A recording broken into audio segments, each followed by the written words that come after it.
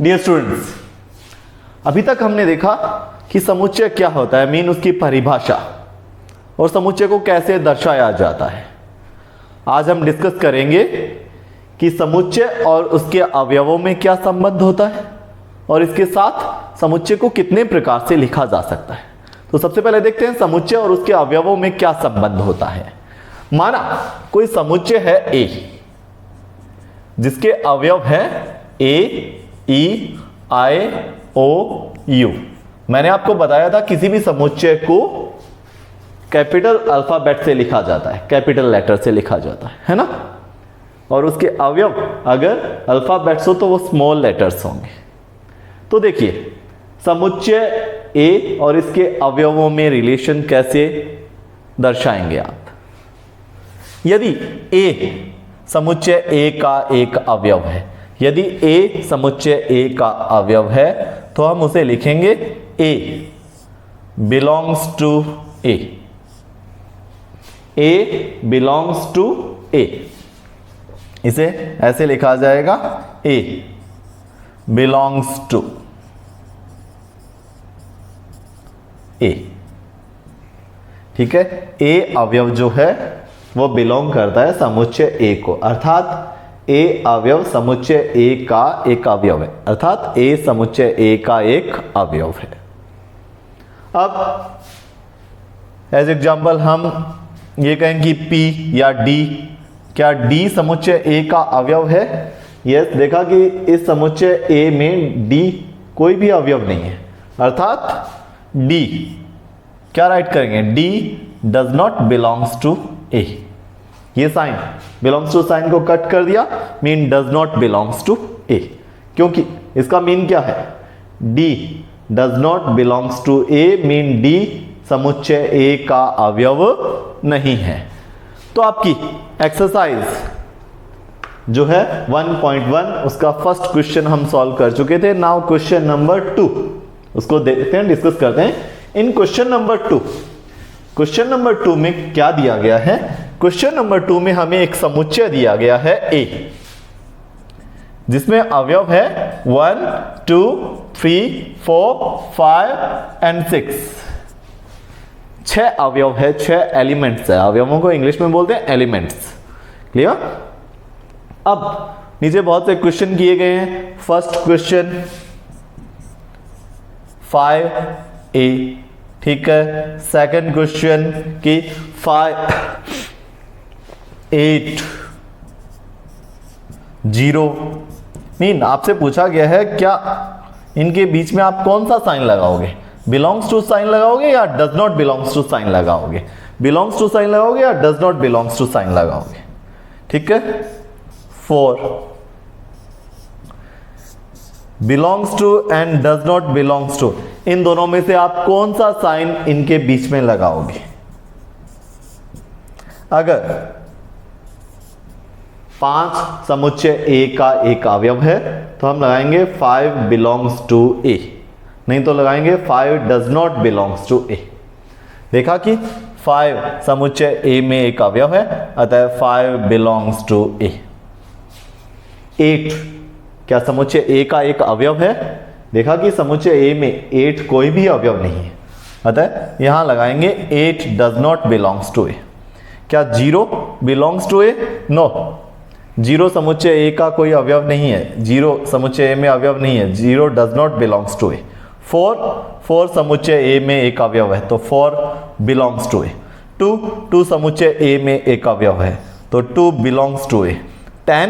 10 समुच्चय ए का अवयव नहीं है, अतः 10 does not belongs to A. Clear?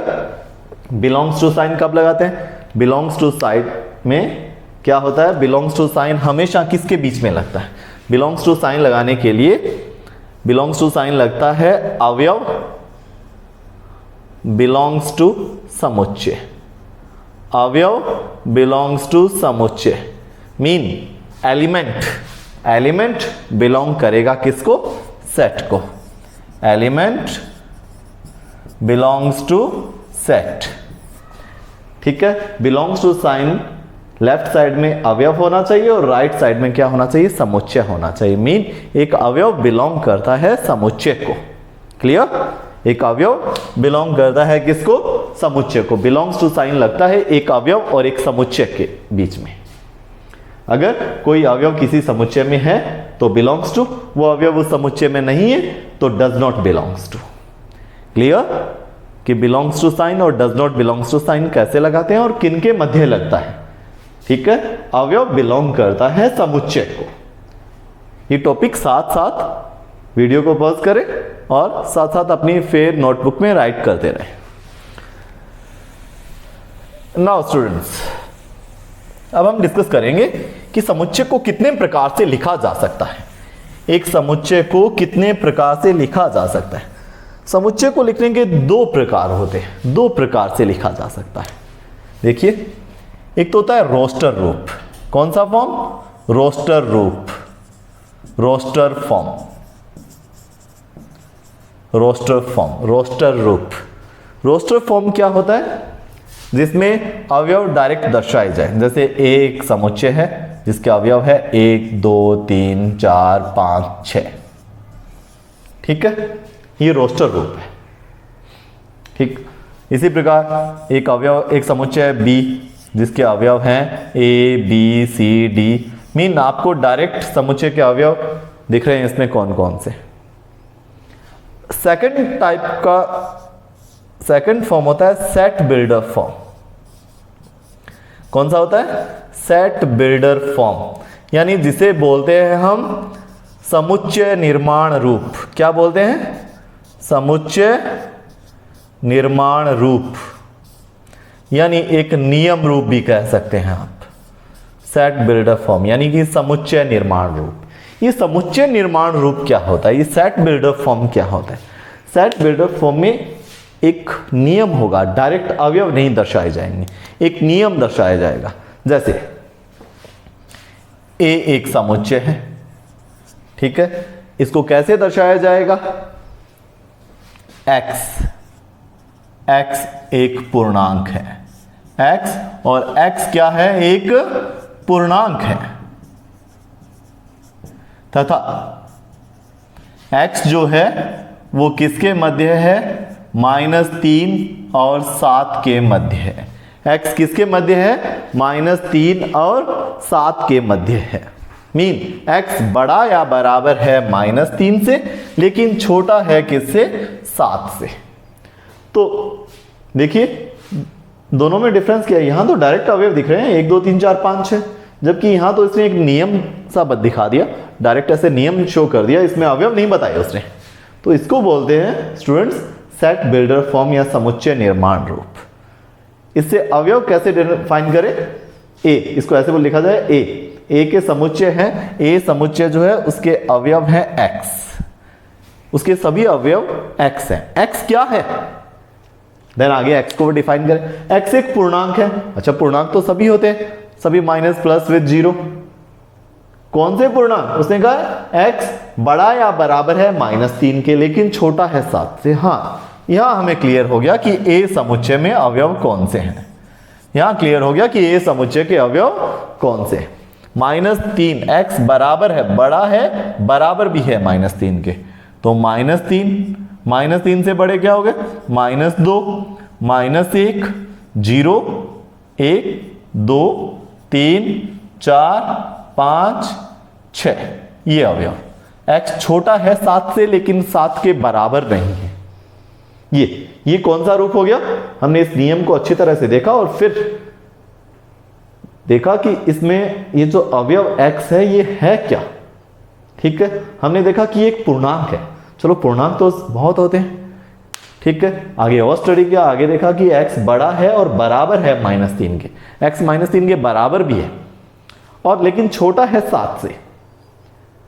तो क्लियर हो गया कि -3 से लेकर 7 तक के, जबकि 7 को शामिल नहीं करना है क्योंकि x 7 के बराबर नहीं है। क्लियर? ये होता है सेट बिल्डर फॉर्म। इसको हमने चेंज कर दिया, बदल दिया, किसमें? रोस्टर रूप में बदल दिया। सेट बिल्डर रूप और रोस्टर फॉर्म। तो देखिए और एग्जांपल लेते हैं कुछ सेट बिल्डर फॉर्म के, जिन्हें हम चेंज करेंगे किसमें, रोस्टर फॉर्म में, जिन्हें हम चेंज करेंगे रोस्टर फॉर्म में। बी एक समुच्चय है, बी समुच्चय के अवयव है वो है एक्स। एक्स एक प्राकृत संख्या है, एक्स क्या है, एक प्राकृत संख्या है। प्राकृत संख्या तो फिर 1 2 3 4 5 है, आगे बहुत होती है, ठीक है। तो इस पर कोई कंडीशन है क्या, देखते हैं इस पर कोई कंडीशन है क्या। x छोटा है 6 से, ये हम क्वेश्चन नंबर 3 कर रहे हैं, ठीक है। x छोटा है किससे, 6 से, x लेस देन 6, ये क्वेश्चन नंबर 3 का सेकंड पार्ट है, सेट बिल्डर फॉर्म में लिखा हुआ है। हमें इसे परिवर्तित करना है किसमें, रोस्टर रूप में। मीन इसके अवयव बताने हैं कि कौन से हैं, डायरेक्ट बताओ अवयव कौन से हैं। बी एक्स एक प्राकृत संख्या है जो कि 6 से छोटी है। आपको पता है प्राकृत संख्याएं 1 से प्रारंभ होती है, हमें पता है ना, 1 2 कहां तक रखना है, 6 से छोटा है, 6 के बराबर नहीं है, 6 आपको शामिल नहीं करना है, मतलब x 6 से छोटा ही है। 3 4 5 ये क्या है, ये सारी की सारी प्राकृत संख्याएं